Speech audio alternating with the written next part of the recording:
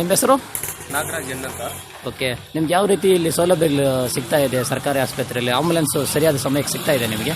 Sir, ambulance service ಅಂದರೆ ನಿನ್ನೆ ರಾತ್ರಿ ನಮ್ಮ ಹಳ್ಳಿಯಲ್ಲಿ ಒಂದು ಪೇಷಂಟು ಇದಾಗಿದ್ದಾರೆ. ರಾತ್ರಿ ಸುಮಾರು 1 ಗಂಟೆ ಸಮಯದಲ್ಲೇ ನಾವು 108 ಕರೆ ಮಾಡಿದ್ವಿ.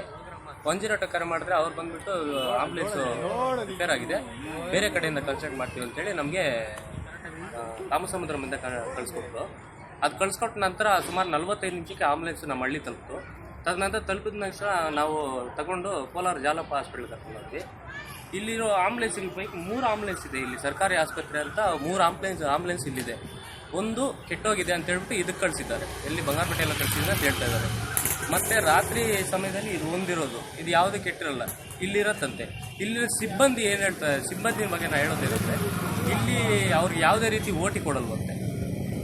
ಓಟಿ ಕೊಡೋದಿಲ್ಲ ಅನ್ನೋದ್ರಿಂದ ಇವ್ರುಗಳಿಗೆ ಕೆಲಸಕ್ಕೆ ಅವರೇ ಹೇಳ್ತಾರಂತೆ ಇಲ್ಲಿರೋ ವೈದ್ಯಾಧಿಕಾರಿಗಳು. ನೀವು ಅಂದ್ರೆ ಸಿಬ್ಬಂದಿ ಕೊರತೆ ಇದೆ, ಆದರೆ ಯಾವುದೇ ರೀತಿ ವಾಹನ ಬಂದು ಕೆಟ್ಟು ನಿಂತಿಲ್ಲ ಇಲ್ಲಿ. ಯಾವುದೇ ರೀತಿ ಕೆಟ್ಟು ನಿಂತಿಲ್ಲ ಇಲ್ಲಿ ವಾಹನ. ಓಕೆ, ಎಲ್ಲ ವಾಹನಗಳು ಚೆನ್ನಾಗಿದೆ. ಸುಮ್ಮನೆ ಊಹಾಪೋಹಗಳು ಎಪ್ಸೋಕ್ಕೋಸ್ಕರ ಅಲ್ಲಿ ಇಲ್ಲಿ ಕಳಿಸಿದ್ದೀವಿ ಅಂತ ಸುಮ್ಮನೆ ಅವರು ತಪ್ಪಿಸ್ಕೊಳ್ಳೋಕ್ಕೋಸ್ಕರ ಅವರು ಈ ಮಾತುಗಳನ್ನ ಆಡ್ತಾ ಇದ್ದಾರೆ. 3 ಆಂಬುಲೆನ್ಸ್ ಈಗ ನನ್ನ ಕಣ್ಣಿದ್ರೆ ನಗು ಮಗು ಒಂದಿದೆ, ಸರ್ಕಾರಿ ವಾಹನ ಒಂದಿದೆ, 108 ಒಂದಿದೆ. ಈಗ ಬಂದ್ಬಿಟ್ಟು ಜಸ್ಟ್ ಈಗ ಒಂದು ಆಂಬುಲೆನ್ಸ್ ಬೇಕಂತಿಲ್ಲ. ಇಲ್ಲಿ ಯಾವುದೇ ರೀತಿಯ ಸೌಲಭ್ಯಗಳು ದೊರಕ್ತಾ ಇಲ್ಲ. ಸಾರ್ವಜನಿಕ ಆಸ್ಪತ್ರೆ ಇರೋದೇನಕ್ಕೆ? ಸರ್ಕಾರದಿಂದ ಅನುದಾನ ಬರೋದು ಯಾರಿಗೆ ತಲುಪ್ತಾ ಇದೆ? ಏನು ಕೆಲಸಗಳು ಮಾಡ್ತಾ ಇದ್ದಾರೆ ಅಂತ ಒಂದು ಅರ್ಥ ಆಗ್ತಾ ಇಲ್ಲ. ಇದುವರೆಗೂ KGFನಲ್ಲಿ 20 ಡೆಂಗು ಕಾಣಿಸ್ಕೊಂಡು 20 ಜನನು ತೀರ್ಕೊಂಡಿದ್ದಾರೆ. ಇದ್ರ ಬಗ್ಗೆ ಯಾವುದೇ ರೀತಿಯ ಆರೋಗ್ಯ ಇಲಾಖೆ ಅಧಿಕಾರಿಗಳು ಇದ್ರ ಬಗ್ಗೆ ಗಮನ ಹರಿಸ್ತಾ ಇಲ್ಲ.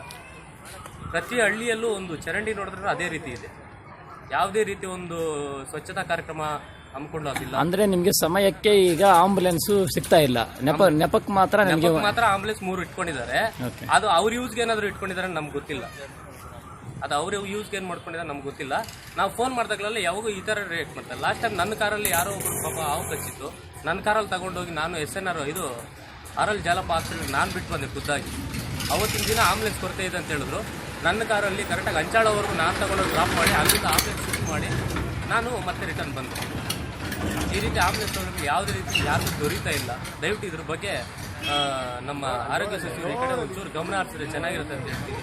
ಇದೇ ರೀತಿ ಯಾರು ವೈದ್ಯಾಧಿಕಾರಿಗಳಿದ್ದಾರೋ ಇವ್ರಿಗೆ DSಗೆ ನಾವು ಎಷ್ಟೊತ್ತಿಂದ ವೆಯ್ಟ್ ಮಾಡ್ತಾ ಇದ್ದೀವಿ. ಬರ್ತೀನಿ ಅಂತ ಹೇಳ್ತಾ ಇದ್ದಾರೆ, ಆದರೆ ಯಾವುದೇ ರೀತಿ ಅವರು ರೆಸ್ಪಾನ್ಸ್ ಕೊಡ್ತಾ ಇಲ್ಲ ನಮಗೆ.